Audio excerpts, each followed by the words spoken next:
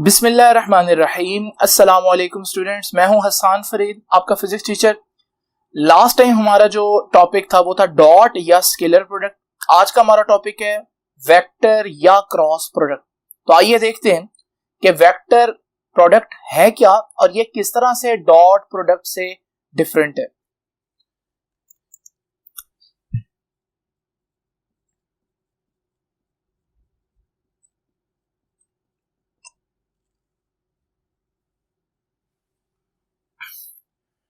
देखिए students, last time अगर आप लोगों को याद हो, हम लोगों ने जब डॉट प्रोडक्ट पढ़ा तो हमने डॉट प्रोडक्ट के बारे में बताया था कि अगर दो वेक्टर्स को मल्टीप्लाई करें और उनका आंसर स्केलर है तो हम कहेंगे ये वेक्टर का डॉट प्रोडक्ट है। तो फिर आप समझ गए होंगे कि क्रॉस प्रोडक्ट क्या होगा, कि अगर हम दो वेक्टर्स को मल्टीप्लाई करें और आंसर वेक्टर है तो फिर हम कहेंगे ये वेक्टर्स का क्रॉस प्रोडक्ट है। What is cross product?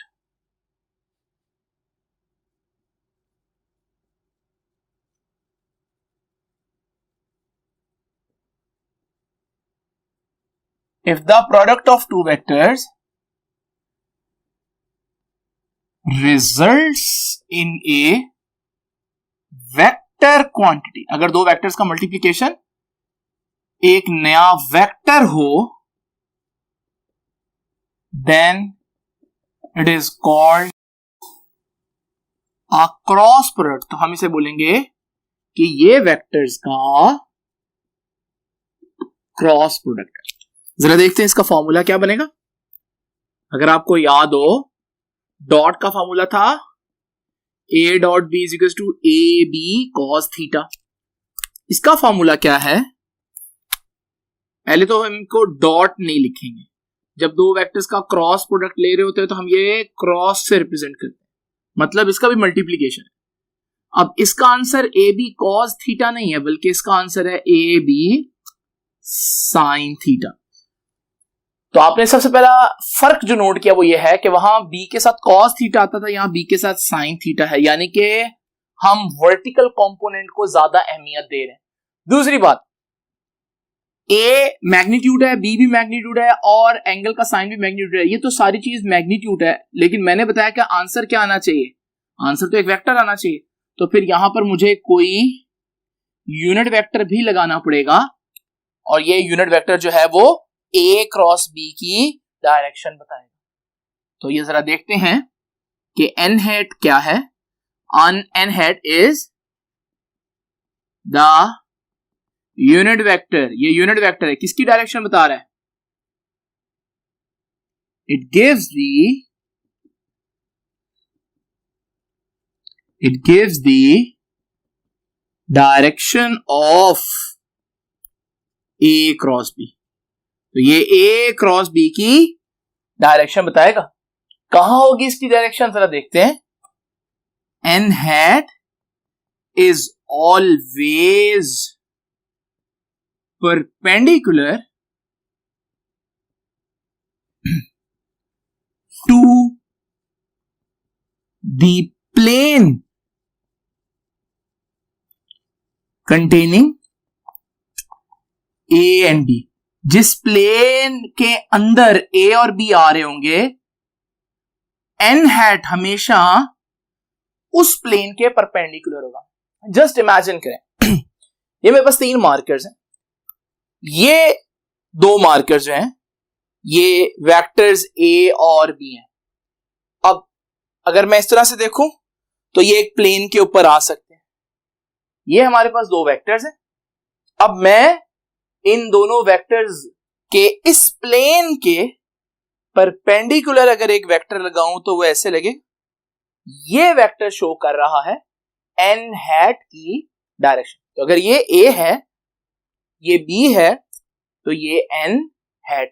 This vector n hat is always perpendicular to the plane in which vector a and vector b are lying. जिस प्लेन के अंदर वेक्टर a और वेक्टर b होंगे, n hat हमेशा उस पूरे plane के perpendicular होगा। तो ये तो थोड़ी सी स्टोरी n हैट के बारे में।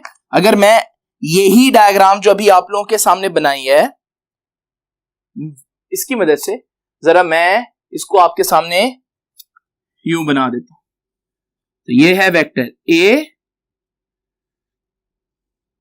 ये है वेक्टर बी और इन दोनों के प्लेन के परपेंडिकुलर होगा, यहां होगा ए क्रॉस बी की डायरेक्शन, ये है ए क्रॉस बी की डायरेक्शन, और ये इनके दरमियान जो एंगल है ये है एंगल थीटा। ठीक है, तो ये आप ये ना समझिएगा कि ये दोनों वेक्टर्स इस तरह है, यहां पर मुझे बनाना इस तरह पड़ेगा इनको। एक्चुअली में ये दोनों वेक्टर्स ऐसे हैं, अगर ये ऐसे हो तो फिर मैं इनको बना नहीं ना सकता व्हाइट बोर्ड के ऊपर, इस वजह से मुझे इसको थोड़ा सा ऐसे करके दिखाना पड़ रहा है। तो बच्चे समझते हैं जैसे ये वेक्टर्स इस तरह से एक दूसरे के ऊपर नीचे, ये एक्चुअली में वेक्टर्स ऐसे हैं। ठीक है जी, बच्चे मेरे से पूछते हैं कि सर ये एन हैट की डायरेक्शन फाइंड आउट करने का कोई आसान तरीका नहीं है, और मैं कहता हूं बिल्कुल है, और हम जरा देखते हैं वो आसान तरीका कौन सा है। उसे हम कहते हैं राइट हैंड रूल। आपने 10th में इसका नाम सुना होगा। तो राइट हैंड रूल क्या होता है? बड़ी ही मशहूर, बड़ी ही जबरदस्त इंपॉर्टेंट चीज है। देखिए, वही दो वेक्टर्स इमेजिन करते हैं, ये देखिए जी, ये दोनों वेक्टर्स हैं, ये वेक्टर ए है और ये है वेक्टर बी। अगेन मैं फिर बता दूं बेटा, ये वेक्टर्स जो है वो इस तरह से है, ठीक है, वो ऐसे नहीं है बल्कि वो एक्चुअली में ऐसे हैं, लेकिन बुक आपकी 3D शेप नहीं दिखा सकती, इसलिए उसने थोड़ा सा ऐसे टिल्ट करके दिखाया ताकि आप उसका टॉप व्यू हल्का सा देखें। तो ये हमारे पास बना। अब सबसे पहले तो देखें ए और बी के दरमियान दो एंगल बनेंगे। आप यहां से यहां भी एंगल ले सकते हैं और आप ये बड़े वाला एंगल भी ले सकते हैं। याद रखिएगा इस सूरत में आपने शॉर्टर एंगल लेना है, तो आपने पहले तो इस एंगल को भूल जाना, ये आपका एंगल नहीं। अब ये हमारा एंगल हुआ, इसका मतलब तो हमेशा आपने अपनी फिंगर्स को स्मॉलर एंगल, इसे मैं थीटा कहूंगा। अब राइट हैंड रूल क्या कहता है जरा समझाता हूं मैं आपको। ये देखिए, ये है मेरे पास वो दोनों वेक्टर्स जिनका मैंने प्रोडक्ट लेना है, क्रॉस प्रोडक्ट। ये वेक्टर ए है, ये वेक्टर बी है, और मुझे निकालना है ए क्रॉस बी। मैं राइट हैंड लूंगा। राइट हैंड, पहले तो वेक्टर्स को मैंने टेल टू टेल जो है वो आपस में ज्वाइन कर लिया। अब मैंने अपने राइट हैंड की जो फिंगर्स हैं उनको कर्ल करना है, रोटेट करना है, घुमाना है। अब मैं ए क्रॉस बी फाइंड आउट कर रहा हूं तो मैं ए से बी घुमाऊंगा, अगर मैं B cross A find out करूंगा तो मैं बी से ए घुमाऊंगा। तो ये बात याद रखिएगा, जो वेक्टर पहले आएगा वहीं से स्टार्ट करूंगा। तो ए और बी, तो ए क्रॉस बी जब मैं ऐसे करूंगा, मैंने फिंगर्स को कर्ल करते हुए थंब को इरेक्ट रखना है। तो ये जो थंब है ये बताएगा कि ए क्रॉस बी इस डायरेक्शन। ठीक हो गया? तो ये है राइट हैंड रूल। तो राइट हैंड रूल क्या कहता है कि ये हमारे पास ए क्रॉस बी की डायरेक्शन आ गई। अच्छा, आप इसको ए क्रॉस बी की डायरेक्शन बोल दो, आप कह दो कि ये तो एन हैट की डायरेक्शन है। एक ही बात है क्योंकि एन हैट ए क्रॉस बी की ही डायरेक्शन बता रहा है। तो राइट हैंड रूल फिर क्या बता रहा है हमें? राइट हैंड रूल कहता है कि किसकी डायरेक्शन फाइंड आउट कर सकते हैं आप इससे? एन हैट की डायरेक्शन। ठीक है ना? तो आपने क्या करना है कि rotate the fingers of your right hand, rotate the fingers of your right hand in from A to B। अगर आपने A क्रॉस B, अगर B क्रॉस A लेना है तो फिर B to A, from A to B through which angle? बड़े वाला छोटे वाला अभी मैंने बताया, through smaller angle। तो आपने स्मॉलर एंगल से उसको करना है, तो जो एंगल होगा आपके पास वो स्मॉल वाला लेना है। ठीक है? the direction of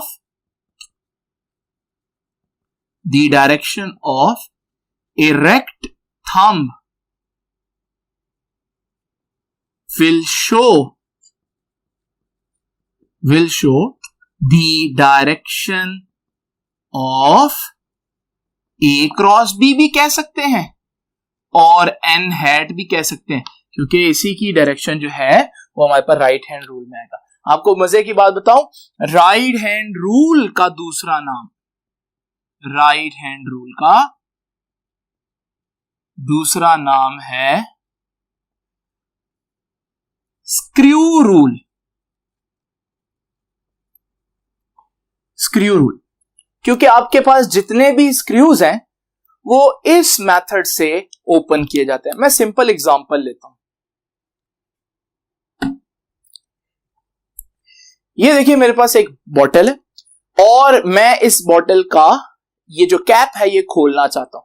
अब बड़ी सिंपल सी बात है, या तो आप सिंपल तुक्का लगा लें, पहले एक दफा इधर को खोल लें और फिर आप कहें कि यार ये तो नहीं खुल रहा, इधर को ज्यादा टाइट हो रहा है, फिर आप ऑपोजिट डायरेक्शन में कर लें। लेकिन ओपन करने से पहले क्या आपको पता होना चाहिए कि इसको कैसे ओपन किया जा सकता है? तो इसका एक सिंपल तरीका है। अगर आपको राइट हैंड रूल पता है तो आपने क्या करना है, राइट हैंड की फिंगर्स को पहले कर्ल करके देख लेना है। आप देख रहे हैं कि आप राइट हैंड की फिंगर्स को जब ऐसे कर्ल कर रहे हैं, इसका मतलब थंब ऊपर को है। थंब ऊपर का मतलब है कि ढक्कन ऊपर को आएगा, कैप ओपन होगा। तो जरा देखते हैं, चेक करते हैं। ये हमारे पास ऐसे, और तो ये हमारे पास कैप ओपन हो गया, ठीक है। अब आपने इस कैप को वापस टाइट करना है, बंद करना है, यानी कि कैप को नीचे को भेजना है। इस सूरत में आप इसको ऐसे को घुमाएंगे और फिर ये टाइट होना शुरू हो जाएगा। और जितने भी इंटरनेशनल ब्रांड्स हैं उन सब के जो कैप्स हैं वो इसी तरह से ओपन होता है। इसी तरह आप जो स्क्रू जो है ना वो दीवारों के अंदर जो पेच वगैरह डालते हैं, तो वो भी आप देखिएगा कभी भी अक्सर ऐसा होता है कि हम किसी भी पेज को खोलने की बजाय और ज्यादा टाइट कर देते हैं, क्योंकि हमें पता नहीं होता कि किस तरफ से ये खुलेगा। तो याद रखिएगा, अगर आप पेज को बाहर लाना चाहते हैं आप उसको ऐसे घुमाएंगे, अगर आप पेज को अंदर लाना चाहते हैं यानी कि टाइट करना चाहते हैं, कसना चाहते हैं, तो फिर आप उसको ऐसे घुमाएंगे। तो अगर सिंपल अल्फाज में याद रख लें तो हम कहेंगे एंटी क्लॉकवाइज डायरेक्शन में घुमाएंगे तो चीज खुलेगी, और क्लॉकवाइज डायरेक्शन में अगर आप घुमाएंगे तो चीज बंद होगी, ठीक है जी। तो ये था राइट हैंड रूल, इस वजह से इसको हम स्क्रू रूल भी कहते हैं।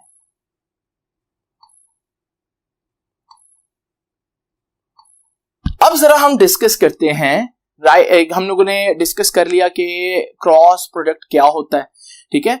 क्रॉस प्रोडक्ट में बच्चा एक मिस्टेक बहुत करता है, क्योंकि यहां पर हम लोगों ने बोला है कि वेक्टर है ये, इसका आंसर क्या है, वेक्टर है, जबकि डॉट प्रोडक्ट का आंसर क्या था, वो स्केलर था। तो आइए जरा एक छोटी सी चीज देखते हैं ताकि हमें पता चले कि डॉट और क्रॉस में फर्क किस चीज का। हमारे पास एंगल चेंज होने से क्रॉस को क्या फर्क पड़ेगा। देखें साइन आ रहा है, आपको पता है साइन की मैक्सिमम वैल्यू 90 पर होती है क्योंकि साइन 90 1 होता है, और साइन की मिनिमम वैल्यू 0 पर होती है क्योंकि साइन 0 0 होता है।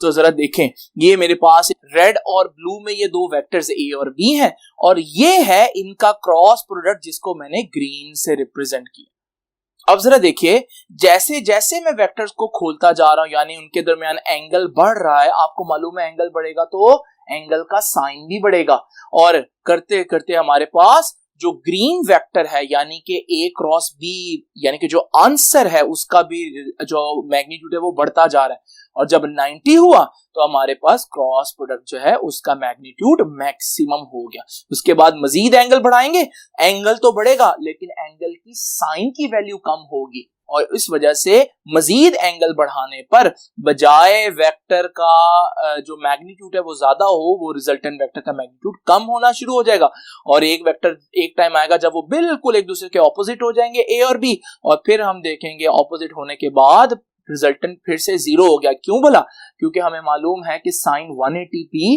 0 हो जाता है। एक तो ये इंपॉर्टेंट बात कि आपको पता होना चाहिए कि जैसे जैसे वेक्टर्स के दरमियान एंगल बढ़ेगा क्रॉस प्रोडक्ट का आंसर ज्यादा होता है, और आपने देखा क्रॉस प्रोडक्ट का आंसर 90 पर ज्यादा है। अभी हम इसको मैथमेटिकली भी देखेंगे। दूसरी इंपॉर्टेंट बात, मैं आपसे एक छोटी सी बात पूछता हूं। बात यह है, मैं कहता हूं at what angle dot product and cross product are same. किस एंगल पर दो वेक्टर्स का डॉट और क्रॉस जो है वो सेम आएगा, जरा देखते हैं। सबसे पहले तो आपने फॉर्मूला याद रखना है। पहले मैं आपको इसकी ऑप्शंस बता दूं। ऑप्शन है इसकी 0 डिग्री, ऑप्शन है इसकी 45 डिग्री, ऑप्शन है इसकी 90 डिग्री। अब जरा देखें जी, डॉट प्रोडक्ट क्या था बेटा, A B cos theta. Cross product क्या है बेटा, A B sine theta. A B तो दोनों में आ रहा है, फिर फर्क किस चीज का है, साइन और कॉस का, यानी अगर साइन और कॉस आपस में बराबर हो जाएं तो फिर हमारे पास डॉट और क्रॉस बराबर हो जाएंगे। तो जरा देखें, वो याद करें कौन सा एंगल था जिस पर साइन और कॉस बराबर होते थे, याद आया आपको? 45 डिग्री। तो इसका आंसर, क्योंकि साइन और कॉस बराबर करने हैं तो आपको पता है इसका आंसर ज्यादातर बच्चे 45 लगाएंगे, लेकिन बच्चों फिर से 45 इसका सही आंसर नहीं है। यहां वो मिस्टेक है जो बच्चे बहुत ज्यादा करते हैं। इधर देखें, स्टेटमेंट जरा दोबारा से देखें। मैंने बोला है डॉट प्रोडक्ट और क्रॉस प्रोडक्ट सेम हो जाए। बज़ाहिर ऐसा लग रहा है 45 पर है, लेकिन बेटा अभी मैंने बताया कि डॉट प्रोडक्ट का आंसर स्केलर है, क्रॉस प्रोडक्ट का आंसर जो है वो वेक्टर है। ये कैसे बराबर हो सकते हैं? तो ऐसा कोई एंगल नहीं जिस पर ये बराबर हो, क्योंकि अगर आप देखें फार्मूला मैंने क्रॉस प्रोडक्ट का इनकम्प्लीट रखा है, क्योंकि आप लोग भी इसको इनकम्प्लीट अक्सर पढ़ देंगे, इसलिए ए क्रॉस बी का असल फार्मूला था ए बी साइन थीटा और साथ क्या था? एन हैट भी तो था। तो क्या आंसर बराबर आ जाएगा? इवन साइन और कॉस की वैल्यू भी बराबर हो जाए फिर भी आंसर सेम नहीं आएगा। ठीक, अगर ये क्वेश्चन इस तरह से होता, at what angle the magnitude of dot and cross product are same, magnitude of dot cross, तो इसका मतलब मैग्नीट्यूड में तो हम डायरेक्शन को इग्नोर करेंगे।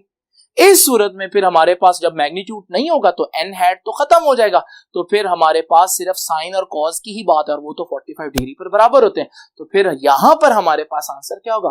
45 डिग्री। तो बड़े ही ध्यान से देखना, जब मैं कहता हूं डॉट प्रोडक्ट या मैग्नीट्यूड ऑफ डॉट प्रोडक्ट, इससे फर्क नहीं पड़ता, क्योंकि डॉट प्रोडक्ट तो है ही स्केलर। मैं खाली डॉट प्रोडक्ट की बात करूं या उसके मैग्नीट्यूड की बात करूं, अल्टीमेटली मैं मैग्नीट्यूड ही की बात कर रहा हूं। मगर जब मैं क्रॉस प्रोडक्ट बोलूं या मैग्नीट्यूड ऑफ क्रॉस प्रोडक्ट बोलूं, तो प्लीज इसमें फर्क रखना। क्रॉस प्रोडक्ट का मतलब है वेक्टर आंसर, और मैग्नीट्यूड का मतलब है कि मैं वेक्टर नहीं ले रहा, डायरेक्शन नहीं ले रहा, सिर्फ मैग्नीट्यूड की बात करो। और आपने देखा कि थोड़ा सा अगर आप स्टेटमेंट को जो है ना वो आप डीपली ना पढ़ें तो फिर कितनी बड़ी मिस्टेक हो सकती है। ठीक है, अब हम जरा डिस्कस करते हैं क्रॉस प्रोडक्ट की कुछ बहुत जबरदस्त इंपॉर्टेंट किस्म की कैरेक्टरिस्टिक्स। लेकिन कैरेक्टरिस्टिक्स डिस्कस करने से पहले क्यों ना हम यहीं पर ही क्रॉस प्रोडक्ट की कुछ एग्जांपल्स देख लें। देखिए जी, एग्जाम्पल ऑफ क्रॉस प्रोडक्ट। अभी मैंने आपको एक एग्जाम्पल दी, वो रेंच वाली, जिसमें रेंच को घुमा रहे हो तो हमने डॉट को नहीं यूज किया बल्कि क्रॉस को यूज किया। तो जहां भी हमें घुमाओ चाहिए, यानी कि दूसरे अल्फाज में आपको 10th में याद होगा, रोटेशन के लिए हम एक वर्ड यूज करते हैं टॉर्क चाहिए, तो वहां पर हम क्रॉस यूज करेंगे। तो torque is an example of cross product. और ये किस किस का क्रॉस प्रोडक्ट है? Torque is the cross product of moment arm. आप परेशान ना हो इन अल्फाज से, हमारा कल का टॉपिक भी है, बहुत डिटेल में पढ़ना है, मोमेंट आर्म एंड फोर्स। ठीक, तो ये हमारे पास टॉर्क का फॉर्मूला आया, torque is equal to R cross F. ठीक हो गया जी, आर मोमेंट आर्म है और एफ फोर्स है। शायद आप में से कुछ बच्चों ने गलती नोट की हो, और वो ये है कि मैंने टॉर्क के ऊपर वेक्टर का निशान नहीं डाला। बेटा क्रॉस का आंसर क्या आना है? वेक्टर आना है। तो प्लीज इसको याद रखिएगा। एक और एग्जांपल है बुक की, वो मैं आपको नहीं बताऊंगा, वो आप लोग खुद सर्च करें और देखें उसका फॉर्मूला क्या है, और उसको भी अपने नोट्स का पार्ट बनाए। ठीक है, लेकिन आपने उसको सर्च करना है। तब तक हम स्टार्ट करते हैं कि क्रॉस प्रोडक्ट जो है उनकी कैरेक्टरिस्टिक्स क्या है, प्रॉपर्टीज क्या है। तो आइए स्टूडेंट्स, अब जरा देखते हैं कि क्रॉस प्रोडक्ट की इंपॉर्टेंट कैरेक्टरिस्टिक्स क्या है।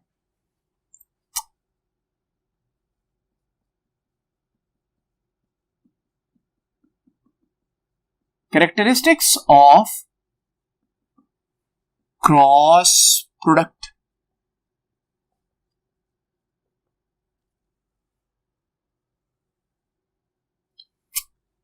सबसे पहले आपको याद है डॉट पे हमने चेक किया था कि क्या कॉम्यूटेटिव है या नहीं। इसी तरह यहां पर भी चेक करते हैं क्या ए क्रॉस बी और बी क्रॉस ए एक ही चीज है। ये देखिए मेरे पास दो वेक्टर्स हैं ए और बी। अब यहां पर भी मैं वही दो वेक्टर्स बना देता हूं ए और बी। जस्ट इमेजिन मैंने एक दफा ए क्रॉस बी लेना और एक दफा बी क्रॉस ए लेना है। अगर ए क्रॉस बी लेना है तो मैं ए से बी फिंगर्स कर करूंगा, ये थीटा बनेगा। और जरा देखें अब जब मैं ये ए है ये बी है, मैंने पहले भी एक्सप्लेन किया ये इस तरह है असल में, ए क्रॉस बी फिंगर्स घुमाऊंगा तो ये है मेरा ए क्रॉस बी ऊपर को, तो यहां पर ये है ए क्रॉस बी की डायरेक्शन कह लो, या आप कह दो कि ये एन हैट की डायरेक्शन है, एक ही बात है। अच्छा जी, जब मैंने बी क्रॉस ए लेना है तो बी क्रॉस ए में मैं बी से ए की तरफ फिंगर्स को कर्ल करूंगा। अब जरा देखिए ये वही दो वेक्टर्स हैं, ए था ये बी था। अब मैं बी क्रॉस ए ले रहा हूं, बी क्रॉस ए का मतलब है बी से ए की तरफ घुमाऊंगा, तो देखिए फिंगर्स इस तरह से कर्ल करें कि थंब डाउनवर्ड, ये हमारे पास बी क्रॉस ए की डायरेक्शन है। इसका मतलब अगर आप देखें ए क्रॉस बी का वेक्टर बी क्रॉस ए के वेक्टर जितना तो है, लेकिन ऑपोजिट डायरेक्शन में है।